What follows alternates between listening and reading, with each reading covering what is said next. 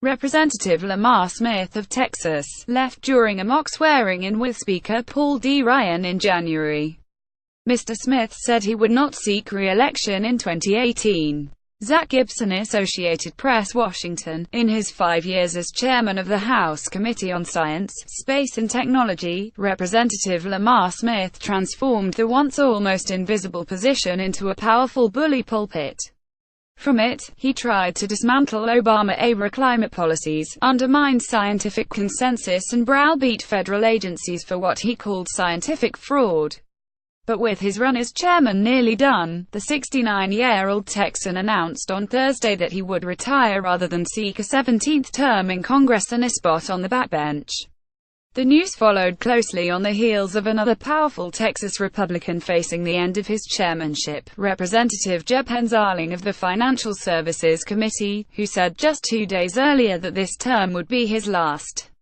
With a year left before the midterm elections, the line of senior House Republicans heading for the exits continues to grow. Democrats argue that the wave of retirements will help them retake the House. But regardless of who controls the chamber come January 2019, it is becoming increasingly clear that the House will be a different place, with some of its biggest personalities and powerful committee and subcommittee leaders leaving it behind. Part of our original thinking was there is always new talent, there are always new people, said Newt Gingrich, a former House Speaker who in 1994 instituted a 3-term limit for top Republican committee positions. I don't know that having fresh blood is necessarily a bad thing. He did add, however, it means we'll have a few more tough races next year. It means you have less legislative experience, and it is much harder to manage. Beyond Mr. Smith and Mr. Hensarling, those seeking to depart include Representatives Lynn Jenkins of Kansas, a longtime member of leadership, Jason Chaffetz of Utah, who was the chairman of the high-profile Oversight Committee, Ileana Ros-Lehtinen, a moderate but strong voice in Republican foreign policy, Diane Black of Tennessee, the first woman to lead the Budget Committee, and Charlie Dent of Pennsylvania, an appropriations Subcommittee chairman and the leader of House Republican moderates. In all, 27 House Republicans have left or announced their retirement so that they were seeking higher office, compared with 7 Democrats. Representative Jeb Hensarling of Texas, who is the chairman of the Financial Services Committee, said this term would be his last. Al Dragu, The New York Times. Those numbers are expected to rise in the coming weeks, as filing and fundraising deadlines for next year's election near. Just how high could depend on the success or failure of Republicans' latest legislative push, an ambitious rewrite of the federal tax code that Speaker Paul D. Ryan of Wisconsin has pledged to get through the chamber in a matter of weeks. Should the effort fail, current and former lawmakers said, the number of demoralized Republicans leaving the chamber could jump. Each of us will have our own individual stories, but the promise of unified government is much more difficult, cumbersome and elusive than we ever thought it would be, said Mr. Chaffetz, 50, who stepped down in June to take a job at Fox News. You have people who are frustrated they can't get the legislation to the finish line. Republican campaign strategists and congressional aides said they were ing at least 2 other committee chairmen facing term limits for potential retirements: Bill Shuster of Pennsylvania, who is the chairman of the Transportation Committee, and Robert W. Goodlatte of Virginia, the chairman of the Judiciary Committee. Mr. Smith, a long-serving conservative and former Judiciary Committee chairman, said the decision to retire was largely personal. He wrote on Thursday that with his chairmanship ending and a new grandchild arriving, the time felt right to step aside after 16 terms. It is humbling living in a small apartment in Washington 4 nights a week, he wrote.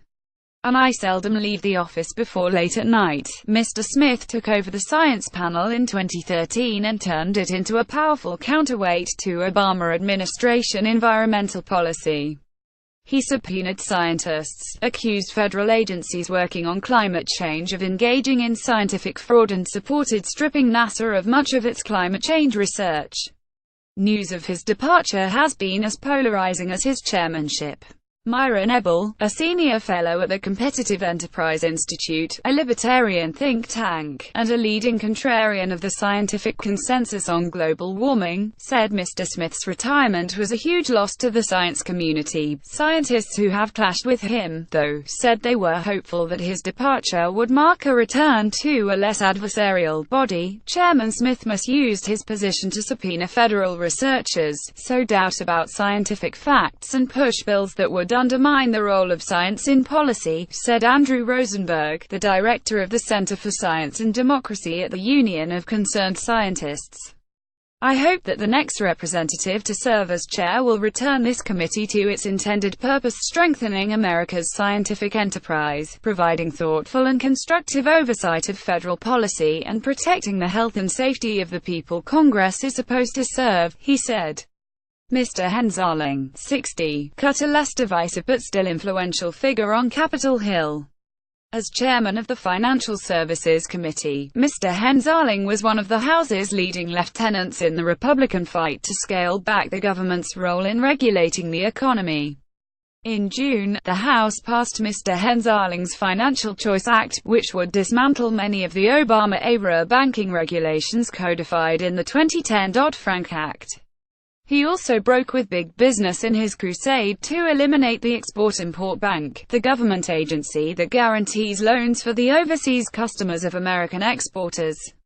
That effort put him at odds with many members of his party, even on his committee. The push has so far failed, but the agency's largest transactions have been crippled for nearly 2.5 years by conservative actions on Capitol Hill. Mr. Hensarling, who has been in the House since 2003, wrote in a letter explaining his decision on Tuesday that he had already stayed longer in Washington than he had intended, and the end of his chairmanship provided a natural break. And given his position, he will be a strong candidate for a lucrative next act in the private sector. But his work in Washington was marked by frustration, as well. A sign of how difficult it has been to see legislation into law, his Financial Choice Act stands a slim chance of passing the Senate, where Republicans hold only a narrow majority. Dick Armey, a former House Majority Leader under Mr. Gingrich and a fellow Texan, said Mr. Hensarling's departure struck him as premature and a casualty of the sort that Republicans had brought upon themselves. I have no doubt he's frustrated, Mr. Armey said. You can't be as able and as innovative a guy as Jeb is without being frustrated right now. Others drew different lessons. Representative Louis Gohmert, a Tea Party conservative who has clashed with party leadership over the years, said the departures of his fellow Texans, Mr. Smith and Mr. Hensarling, were merely part of the natural cycle of life in the House. Nobody lasts up here forever, Mr. Gohmert said as he left the House floor on Thursday. And if they do, they should NT.